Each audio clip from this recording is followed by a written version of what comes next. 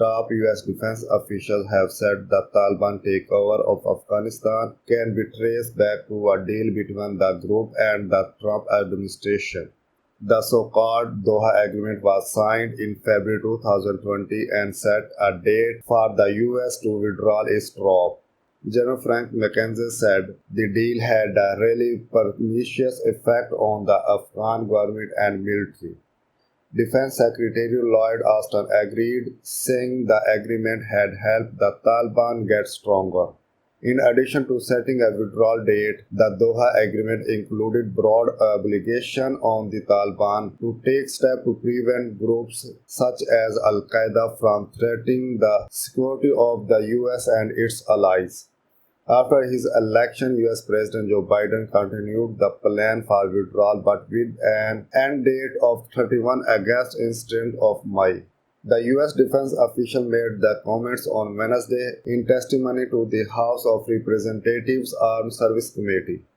The hearing is taking place week after a chaotic withdrawal at Kabul airport as foreign powers sought to get their citizens home and thousands of desperate Afghans begged for rescue. A suicide attack killed 182 people during the operation. As head of the U.S. Central Command, General McKenzie oversaw the withdrawal from Afghanistan, which marked the end of a 20 years presence in the country and America's longest war. General McKenzie told the committee that Doha Agreement had a strong psychological effect on the Afghan government because it set a date for when they could expect all assistance to end. He said he had believed for quite a while that if the US reduced the number of its military advisors in Afghanistan below 2,500, the Afghan government and military would inevitably collapse. After the Doha Agreement, he said the troop reduction order by President Biden in April was the other nail in the coffin. Mr. Austin said that by committing the US to ending airstrikes against the Taliban, the Doha Agreement meant the Islamist group got stronger, they increased their offensive operation against Afghan security forces, and the Afghans were losing a lot of people on a weekly basis.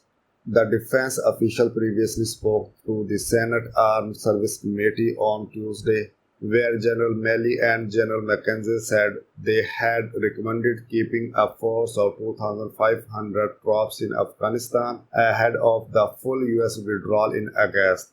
General Milley also said the Taliban takeover would make it harder to protect Americans from terrorist attacks, as he described the group as a terrorist organization that still has not broken ties with Al-Qaeda.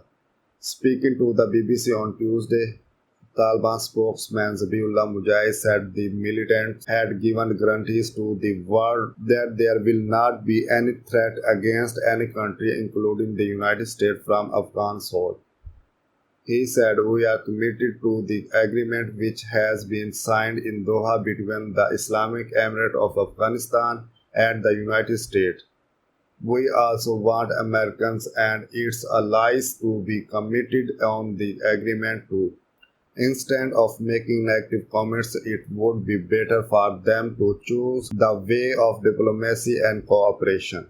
And there was a fulsome debate on all of that, and once decisions are made, then I'm expected to execute lawful orders. I said, hell, General Lee, I'll probably give you a call, but we're not going to attack you. Trust me, we're not going to attack you.